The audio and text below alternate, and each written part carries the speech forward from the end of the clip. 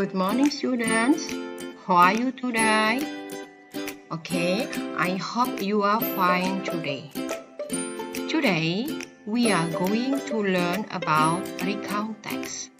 Hari ini, materi yang akan kita pelajari yaitu tentang recount text. Recount text is new material for you. 4 fungsi dasar yang akan kita pelajari kali ini yaitu membandingkan fungsi sosial, struktur teks, dan unsur kebahasaan beberapa teks personal recount, lisan, dan tulis dengan memberi dan meminta informasi terkait pengalaman pribadi di waktu lampau, pendek, dan sederhana sesuai dengan konteks penggunaannya. Yang akan kita garis bawahi di sini terkait pengalaman pribadi, ya. Pengalaman pribadi kalian. Kita akan ceritakan pengalaman pribadi kalian pada materi. Before we learn about material tentang materi tersebut, you can look the picture. Look at the picture on the slide.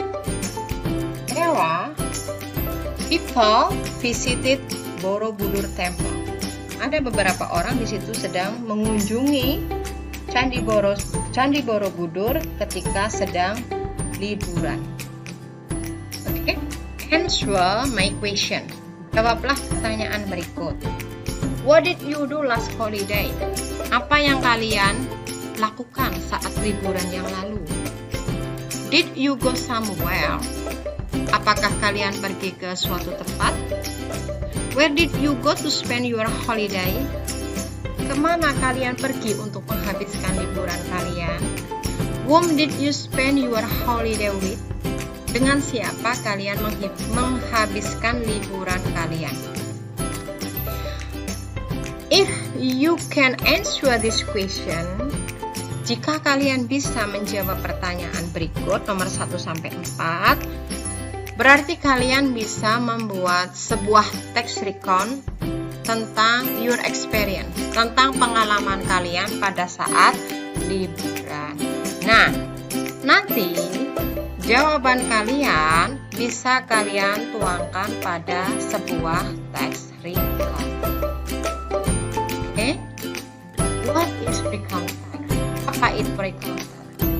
Recount text is a text that telling the readers about one story, action, or activity. Recount text sendiri itu adalah teks yang menceritakan pada pembaca tentang sebuah cerita atau aktivitas, ya. Nah, untuk kali ini kita akan bercerita tentang pengalaman kalian, pengalaman pribadi kalian. There are 3 generic structure of recount text. Ada 3 susunan umum dari teks recount. Yang pertama, orientation, atau yang bisa kita katakan yaitu pendahuluan.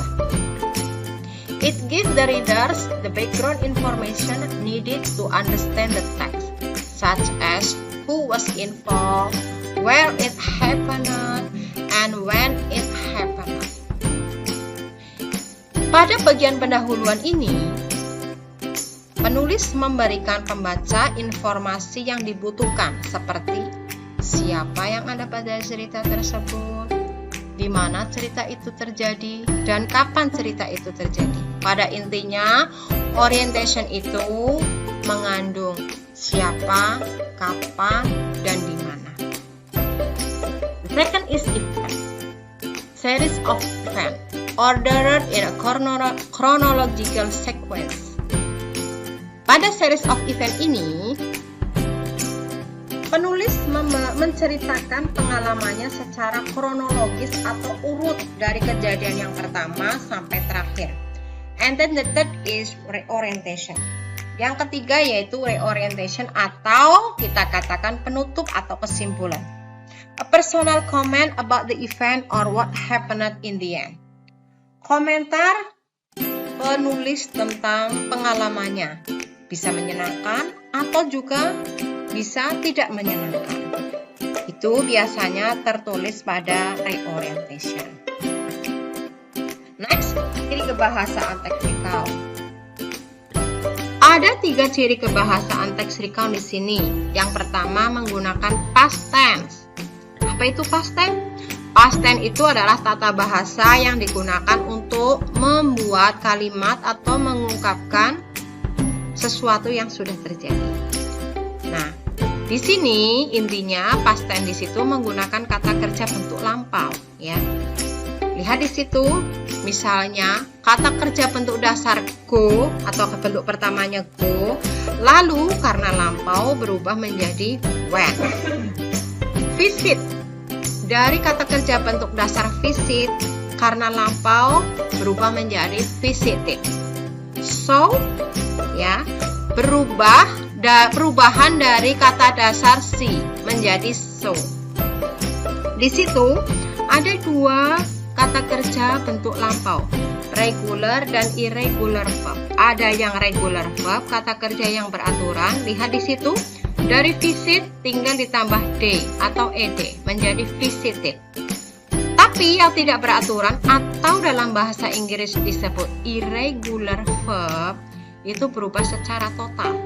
Dari go menjadi went, dari see menjadi so. Lihat yang kedua, ciri kebahasaan yang kedua, menggunakan adverb and adverbial phrase untuk mengungkapkan waktu, tempat, dan cara, ya. Menggunakan kata keterangan waktu lampau.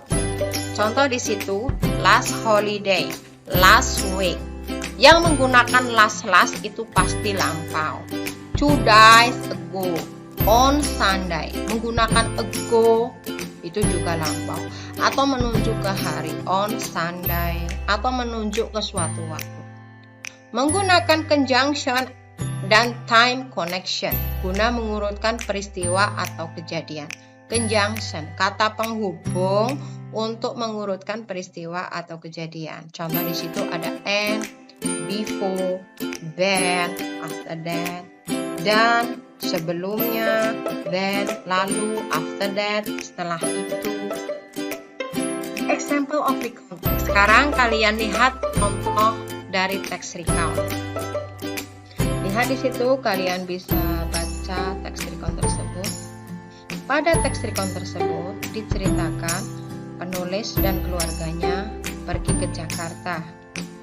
Mereka mengunjungi pamannya yang berada di Jakarta.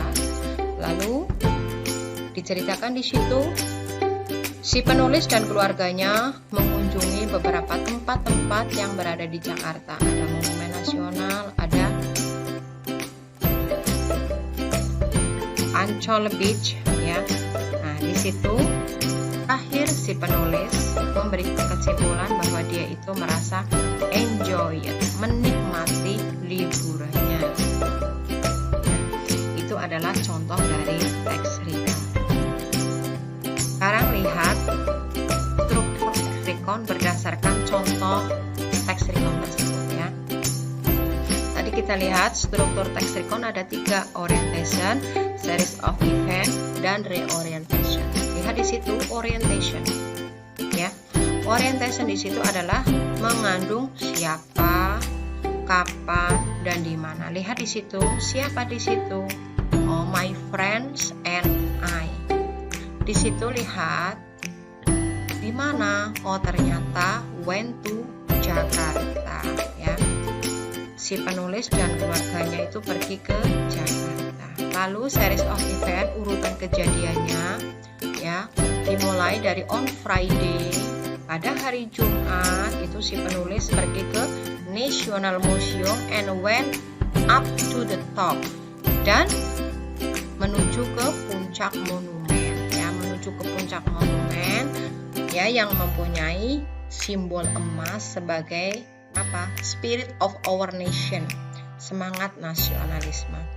Lalu on Saturday, urut dari Friday, terus on Saturday we went to Ancol Beach. Kita pergi menuju ke Ancol, ya.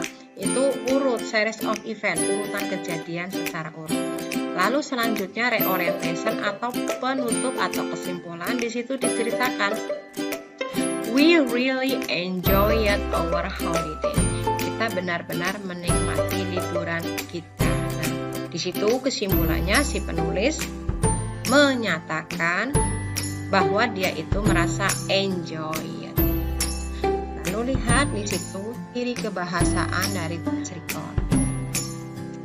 Berdasarkan teks di atas, kita bisa lihat ciri kebahasaannya menggunakan past tense tadi yang pertama ya. Kita lihat di situ.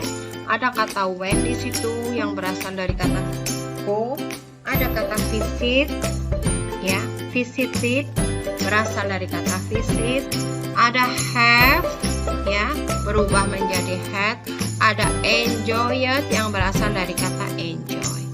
Lalu ada adverb of time, keterangan waktu lampau di situ adalah last holiday ya, on Friday, on Sunday menunjuk ke waktu. Lalu ada conjunction, kata penghubung and, kata penghubung then. Itu ciri kebahasaan dari teks record tersebut. Sekarang kita sebut di sini ya. Kita masuk ke evaluasi pembelajaran. Kalian baca teksnya secara hati-hati ya. Di situ diceritakan si penulis menuju New Zealand ya, ke Kepulauan Bunaken. Kamu lihat di situ, kalian baca. Setelah kalian baca teks tersebut, sekarang kalian jawab pertanyaannya satu persatu. Lihat. Nomor 1, where was the writer from? Amerika, France, New Zealand, Bunaken Island.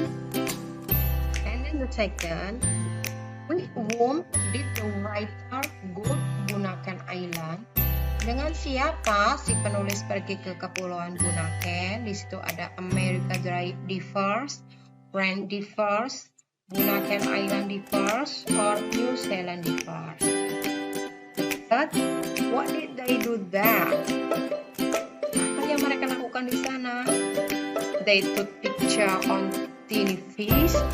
They went diving with professional guide. They identified of tiny fish. They played and made sand castle in the beach. What impressed them while they were there? Local people, its marine life, its local culture, its local life. And the last, when we began our diving, the word we refer to, kata we merujuk atau mengacu atau menggantikan kata yang A, the writers and New Zealand first, B, the writers and the guide, C, the New Zealand first, D, the writer. Oke. Setelah kalian jawab evaluasi